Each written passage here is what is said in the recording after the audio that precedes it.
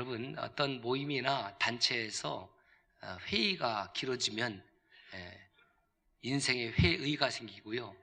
회칙이 많아지면은 그것 때문에 다투거나 싸우는 경우를 왕왕 볼 수가 있습니다. 그래서 이렇게 정의할 수 있습니다. 단순한 삶이 아름답다. Simple life is beautiful. 단순한 삶이 아름다운 거죠. 복잡하면은 머리 아픕니다. 힘이 듭니다. 그리스도인의 삶은 하나님 앞에서 단순한 것이 좋습니다. 그 단순성이라는 것은 멍청함을 말하는 것도 아니고 게으름을 말하는 것도 아닙니다. 단순함이라는 것은 하나님께서 나에게 말씀하여 주실 때에 그 말씀을 듣고 여러 가지 복잡하게 생각하지 않고 아멘, I do, 제가 하겠습니다. I can do, 제가 할 수 있습니다. 그런 삶의 태도를 말하는 겁니다. 주님께서 말씀하시면 주의 종이 여기 있습니다. 시키는 대로 하겠습니다. 이런 삶은 하나님이 보시기에 참으로 정말 아름답고 하나님이 기뻐하시는 그런 삶이라고 믿습니다. 목회를 하면서도 어떤 성도에게 이런 사역을 좀 했으면 좋겠습니다. 그러면은 어떤 성도는 예, 목사님 그렇게 하겠습니다. 이런 성도가 있는가 하면은 좀 복잡하게 대답을 하는 성도가 있습니다. 복잡하게 대답을 하는 성도는 그것을 할 마음이 없다는 거예요. 정말 우리가 하나님의 말씀에 순종한다라는 것은 하나님의 신실하심을 우리가 믿는 겁니다. 이 단순성이라는 것은 하나님을 향한 절대적인 신뢰 속에서 나오는 겁니다. 하나님만을 절대적으로 신뢰하니까 하나님께서 나에게 말씀을 주시면 그 말씀 그대로 아멘, 그리하겠습니다. 그런 삶의 태도가 나오는 것입니다. 하나님은 천지를 말씀으로 창조하셨습니다. 그리고 그 말씀이 끝난 것이 아니라 우리를 향해서 끊임없이 말씀하시는 하나님이죠. 우리는 하나님의 말씀을 듣고 살 때에 사람으로서의 가치를 발견하게 되고 하나님의 말씀이 저와 여러분의 심령 속에 들려질 때에 저와 여러분들의 영혼이 소생하게 되고 치유가 되고 회복되어지는 그 아름다운 영적인 비밀을 경험하게 되는 것입니다. 이 말씀하시는 하나님은 그냥 일방적으로 우리에게 말씀만 하시는 것이 아니라 또한 우리를 향해서 질문도 하십니다. 그래서 질문하시는 하나님, 데오스 콰렌스, 퀘스천이라는 영어 단어가 이 콰렌스라는 라틴어에서 나온 겁니다. 질문하시는 하나님이라는 겁니다. 우리를 향해서 오늘도 질문하세요. 우리는 하나님의 형상대로 지음받았기 때문에 하나님과의 영적인 교제가 말씀을 통해서 이루어지고 또 하나님께서 우리에게 질문할 때에 그 질문에 응답을 하는 거죠. 그 질문에 대한 응답을 신앙생활이라고 하는 것입니다. 나아가서 우리도 질문하면서 살아가는 겁니다. 호모 콰렌스, 질문하는 인간이 되었다라는 겁니다. 이런 질문을 할 수가 있습니다. 신은 존재하는가? 사는 게 뭔지? 죽음이란 무엇인지? 만약 오늘이 내 인생의 마지막 날이라면 나는 무엇을 할지? 이런 등등의 질문을 합니다. 그래서 이런 질문에 대한 해답을 시도하는 것이 철학이고 그것을 넘어서서 신학이 있는 것이고 신앙이 있는 것입니다.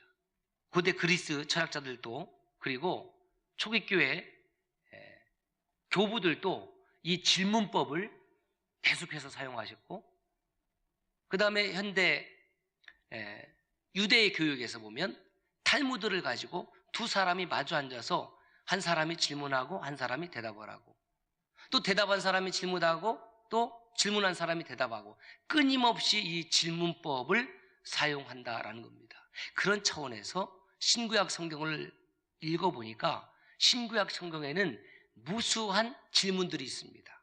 하나님의 질문이 있고 또 사람의 질문이 있습니다. 신구약 성경 가운데에 우리를 향한 하나님의 대표적인 질문 3가지를 찾아서 함께 은혜를 나누도록 하겠습니다. 첫째는 인간 실존, 우리의 영적 주소에 관한 하나님의 질문이 있습니다. 인류를 향한, 범죄를 향한 하나님의 최초의 질문, 그것이 정말 중요한 질문입니다. 창세기 3장 9절 말씀입니다. 시작. 여호와 하나님이 아담을 부르시며 그에게 이르시되 내가 어디 있느냐. 내가 어디 있느냐. 여러분, 하나님께서 지금 범죄한 아담을 찾는 질문입니다. 내가 어디 있느냐. 내가 어디 있는지 몰라서 하는 질문이겠습니까? 만약에 동산 나무 사이에 숨은 아담과 하와를 어디 있는지 몰라서 하는 질문이라고 한다면 그 하나님은 이미 하나님이 아닌 것입니다. 이것은 하나님의 전지전능성에 심각한 위배가 됩니다. 그러므로 내가 어디 있느냐라는 이 질문을 1차원적으로 또는 문자적으로 해석하는 것은 대단히 어리석습니다. 그것은 하나님의 본 질문의 의도를 전혀 모르는 것입니다. 계속해서 하나님은 이 아담을 향해서 질문을 퍼붓습니다. 누가 너의 버섯음을 네게 구했느냐? 내가 너더러 먹지 말라 명한 그 나무 실과를 내가 먹었느냐? 내가 어찌하여 그렇게 하였느냐? 계속해서 하나님의 질문이 아담을 향해서 쏟아집니다. 이 하나님의 질문에 아담이 바르게 대답을 하지 못합니다. 동생 아벨을 죽인 가인에게도 하나님의 질문이 계속됩니다. 네가 분하여 하면 어찌면요? 네 안색이 변하여 하면 어찌면요? 너 얼굴빛이 왜 변했느냐? 네가 선을 행했으면 어찌 낯을 들지 못하겠느냐? 이렇게 동생 아벨을 죽인 가인을 향해서 계속 질문을 하신 하나님께서 결정적인 질문을 하나 하십니다. 창세기 4장 10절에 보면 네가 무엇을 하였느냐? 네가 무엇을 하였느냐? 하나님께서 가인에게 네가 무엇을 하였느냐 질문할 때에 가인이 무엇라고 대답하겠습니까? 솔직한 마음으로 제가 동생을 죽였습니다. 그렇게 대답했습니까? 내가 아우를 지키는 자입니까? 전혀 엉뚱한 대답을 합니다. 범죄한 아담을 향해서 아담아 내가 어디 있느냐? 범죄한 가인을 향해서 내가 무엇을 하였느냐라는 질문은 범죄한 사람의 영혼, 그 영혼의 현 주소, 영혼의 GPS가 어디에 있는지를 날카롭게 묻고 있는 거예요. 하나님과의 바른 영혼의 관계, 이 영적인 관계가 죄로 인해서 깨어지게 되니까 인간의 영혼이 주소를 잃어버립니다. 방향을 잃어버립니다. 주소를 잃고 방향을 잃어버렸다는 말을 쉽게 말하면 하나님 앞에서 정직성을 잃어버리는 겁니다. 바른 대답을 하지 못해요.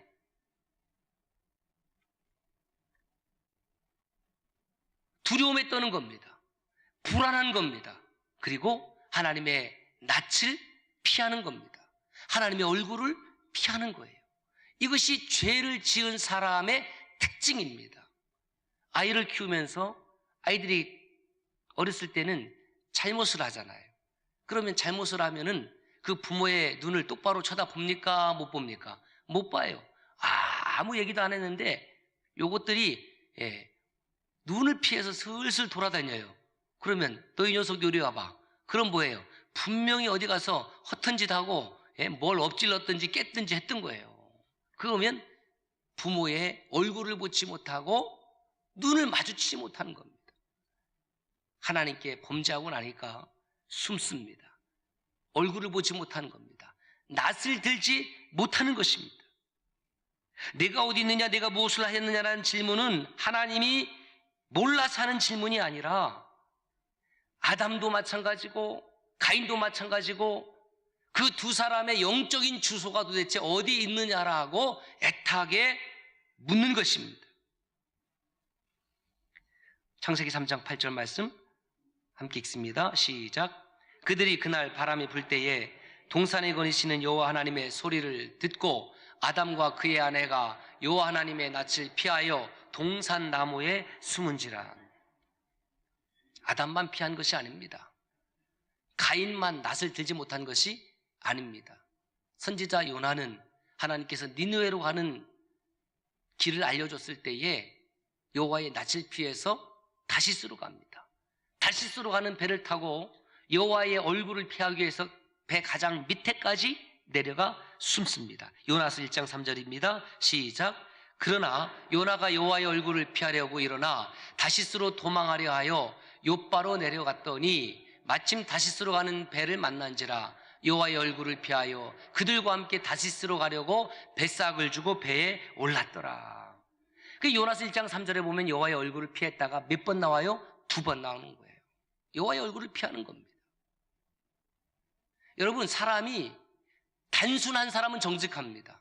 복잡한 사람은 거짓말할 가능성이 매우 높습니다. 그래서 머리를 써서 거짓말하다가 보면은 이런 이야기가 됩니다. 자기 꾀에 자기가 속아 넘어간다. 왜?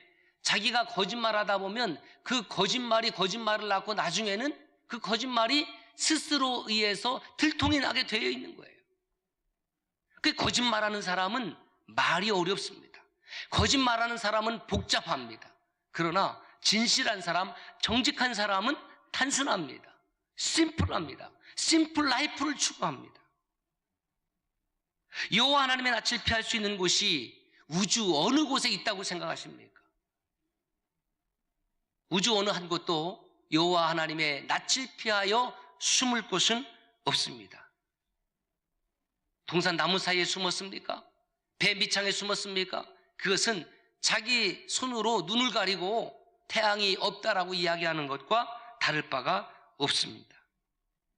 여러분, 사람이 죄를 짓게 되면 이제 경찰이나 또 검사에 가서 이제 조사를 받습니다. 신문을 받습니다. 그러면 그 조사하는, 신문하는 과정이 뭐냐면 그 다 질문합니다. 질문. 육하 원칙에 의해서 누가 언제 어디서 무엇을 어떻게 했나 이것을 이야기해 줘야 돼요.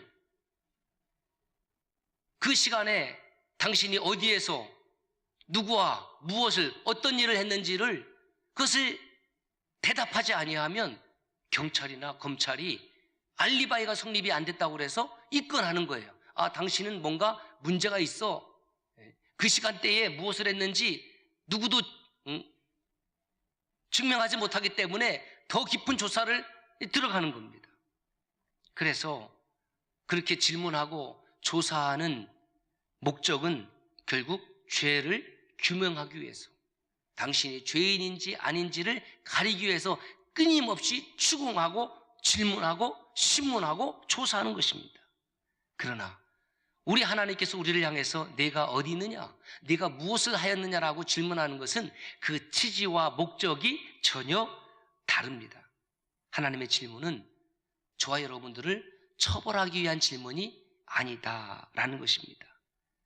하나님께서 우리를 향한 이 질문은 우리의 영혼을 사랑하는 질문이라는 사실입니다. 어떤 아들이 잘못해서 교도소에 가게 되었습니다. 부모가 면회를 갔습니다. 아버지는 호통을 치죠. 야, 이놈아, 내가 너를 그렇게 가르쳤냐? 이 못된 놈, 콩밥 좀 먹어야지. 그래 정신 차리지. 엥, 뭐 이럴 수 있어요. 한쪽에서는 그 어머니가 그 아들을 향해서 눈물을 쏟아내면서 야야, 네가 어찌다 이렇게 이런 일을 저질렀느냐. 그것은 책망이나 비난의 소리가 아니라 가슴 아픈 어머니의 사랑을 눈물로 보여주는 거예요.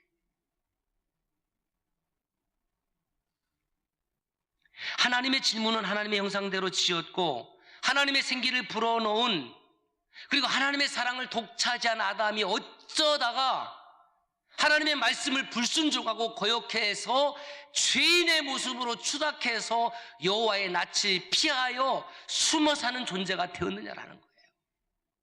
어쩌다가 하나님의 종으로 부름받은 요나가 하나님의 선지자로서의 사명을 감당하기보다는 하나님의 말씀에 불순종해서 방향이 다른 배를 타고 배 밑창에 숨었느냐라는 것입니다. 생명을 창조하시는 그 하나님 앞에 어쩌다가 자기의 혈육 동생을 죽이는 이 엄청난 살인자가 되었느냐라는 하나님의 안타까운 절규자 부르짖음이라는 거예요. 결국 하나님은 죄를 지은 아담에게 가죽옷을 지어 입히시고 가인의 생명을 보호하시는 사랑의 모습으로 나타납니다. 하나님이 정말 심판의 하나님이라고만 한다면 아담은 그 자리에서 죽어야 됩니다.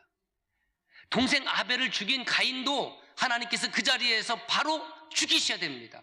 그런데 하나님은 그렇게 하지 않으셨습니다.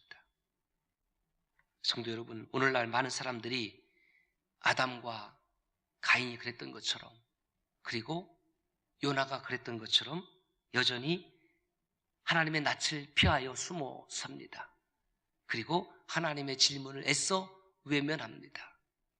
그러나 예배당에 나오지 않는다고 해서, 말씀을 읽지 않는다고 해서 여호와 하나님이 계시지 않은 것도 아니고 여호와 하나님의 낯을 피하여 살 수 있는 것도 아닙니다. 우리 하나님은 우리를 책망하신 하나님이 아닙니다. 우리 하나님은 의인을 부르러 오신 것이 아니라 죄인을 부르러 왔다고 말씀하셨습니다. 나 같은 죄인 살리신 그 은혜 고마워. 나 처음 믿은 이 시간 귀하고 귀하다. 죄인을 부르시는 예수님, 죄인을 찾으시는 예수님, 내가 어디 있느냐? 여러분들의 영적 현주소가 어디 있는지 하나님 앞에 다시 한번 응답으로 나갈 수 있기를 바랍니다. 두 번째, 신앙적 차원의 질문이 있습니다. 마태복음 16장에 보면 예수님께서 제자들에게 재미있는 질문을 던지십니다. 너희는 나를 누구라 하느냐? 난데없는 주님의 질문에 어떤 제자는 세례요한, 어떤 제자는 엘리야, 어떤 제자는 에레미야, 각기 대답을 다르게 했습니다. 그러나 유독 제자 한 사람 베드로만은 이렇게 대답합니다. 마태복음 16장 16절 말씀입니다. 시작. 시몬 베드로가 대답하여 이르되 주는 그리스도시요 살아계신 하나님의 아들이시니이다. 정답을 말씀한 거예요. 베드로의 응답, 베드로의 정답을 듣고 주님께서 기뻐하셨습니다. 이것을 알게 하시는 하나님 아버지시다. 네가 한 것이 아니다. 그래서 이 마태복음 16장 16절 베드로의 신앙 고백은 니케아 신조 신앙 고백의 원형이 되었고, 오늘 저와 여러분들이 드리는 신앙 고백의 원형이 바로 베드로의 신앙 고백입니다. 아이를 키우면서 갖는 재미 중 하나는 아이들이 엄마 아빠라는 소리를 할 때죠. 벌써 옛날이지만은 우리 예배당에서 애기 엄마들과 애기가 아장아장 그러면서 엄마 아빠 그런 소리를 하면은 너무너무 이쁜 거예요. 그래서 달려가서 내가 안 하는 주지만은 뽀뽀를 한 번도 안 돼요. 요즘 막 입을 함부로 마시면 안 되고 막 얼굴에다 함부로 하면 안 돼요. 그게 제가 어디다 하느냐? 아이 발에요, 발에. 겸손하게 발키스를 한다고, 발. 아이 발바닥에다가. 아이 발냄새도 좋더라고. 아이 발냄새도. 그런데 그 아이 엄마들을 보세요. 아이를 키울 때에 아이 엄마가 엄마 아빠 그 소리만 들어도 그 얼굴에 막 웃음이. 그런데 중학교 고등학교 올라가면서 엄마 아버지 이렇게 부를 때마다 그때는 가슴이 철렁철렁 내려앉죠. 왜 불러? 또 불러? 하루 종일 불러. 그 아기 때 부르면 막 그렇게 좋아해. 그리고 거기다가 조금 지나면은 엄마 어디 있어? 아빠 어디 있어? 아니 남들이 보면요 되게 이 사람들 멍청한 사람들이에요. 아기 눈앞에서 엄마 어디 있어? 아빠 어디 있어? 거기 있지, 거기 요 앞에 있지. 그래서 여기 그러면은 그 대답 들었다가 막 그렇게 엄마가 기뻐하고 그렇게 아빠가 기뻐하고. 그러니까 자녀들도 스트레스가 많아요. 나이 먹어갖고 아직도 놀고 있니? 집 취업 안 해?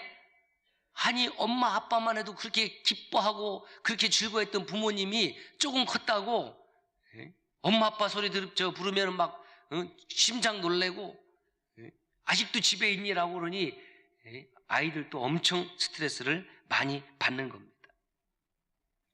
여러분, 하나님의 마음이 그런 마음 아닐까요?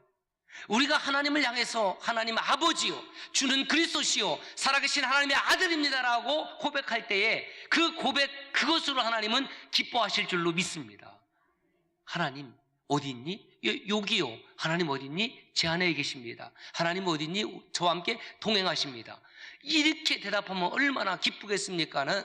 가만은 하나님 어디 있니? 돌을 만들어 놓고 그것이 하나님이다. 소를 만들어 놓고 그것이 하나님이다. 그러니 막 기가 막히고 코가 막힐 일이 아니겠습니까? 엄마 어디니? 그러면 저쪽 딴 엄마를 가리키고, 아빠 어디니? 그러면 딴 아버지를 가리키고, 내 엄마 이름이 뭐냐? 그러면 다른 엄마 이름을 대고. 그런 자녀가 있습니까? 없다는 말씀입니다. 하나님은 우리에게 아버지 되심을 가르쳐 주었고, 우리가 아버지, 아버지라고 부를 수 있는 권한을 저와 여러분들에게 주셨습니다. 저와 여러분을 하나님의 자녀 삼아 주셨습니다. 그것이 복음입니다. 부모가 이게 또 질문합니다. 엄마를 얼만큼 사랑하니? 꼭 질문해요. 그래 놓고 가르쳐 줍니다. 하늘 땅, 별 땅, 각계별 땅만큼. 그리고 이만큼. 그 이만큼 사랑한다 그러면 또 그것 때문에 미소 지고 좋아해.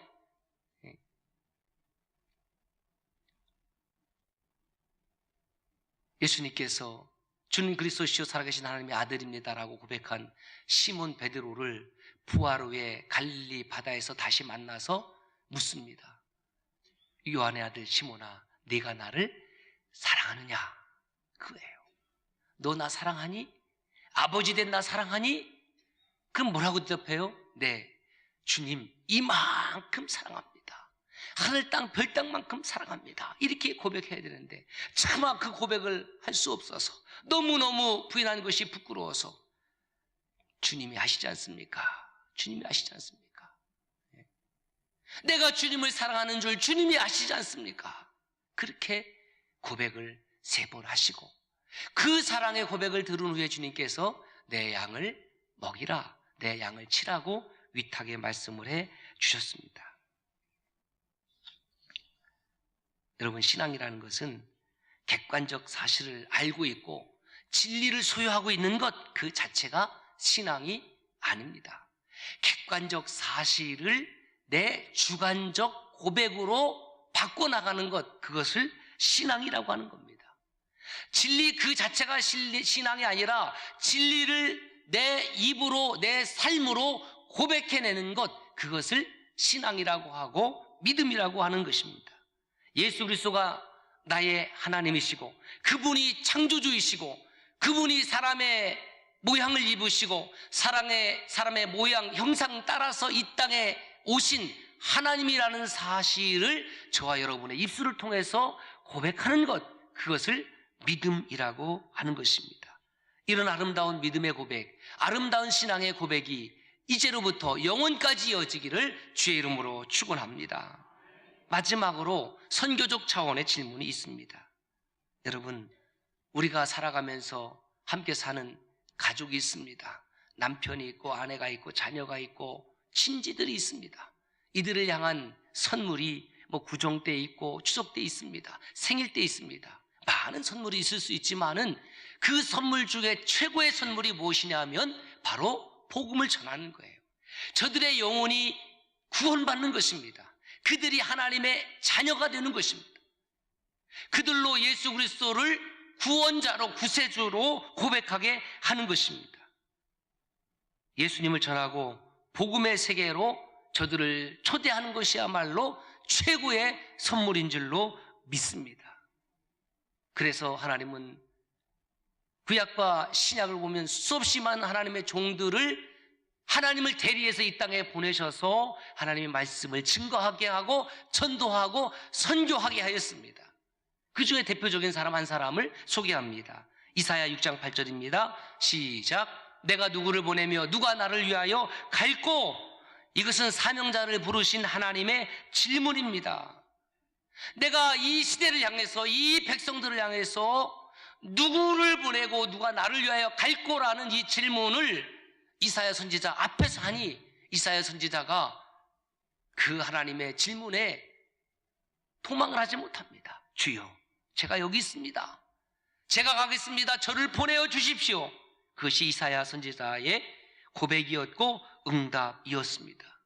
영원히 죽을 수밖에 없는 저와 여러분들을 위해서 하나님이 친히 사람의 모양을 입으시고 이 땅에 선교사로 오셨습니다. 그리고 요한복음 20장 21절에 아버지께서 나를 보내신 것 같이 나도 너희를 보낸다라고 우리를 이 세상 한복판에 그렇게 선교사로 파송하셨습니다. 가정생활을 잘하는 것도 선교사의 일을 감당하는 것이고, 직장생활을 잘 감당하는 것도 직장 선교사의 일을 감당하는 것입니다.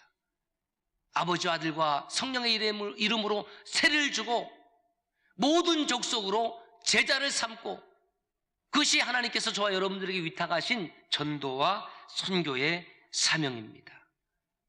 질문하신 하나님은 오늘도 저와 여러분들 향해서 끊임없이 질문을 하고 계십니다. 내가 어디 있느냐? 너희는 나를 누구라 하느냐? 누가 나를 위해서 갈고, 그 부르심에, 그 질문에 응답하는 저와 여러분들이 되시기를 바랍니다.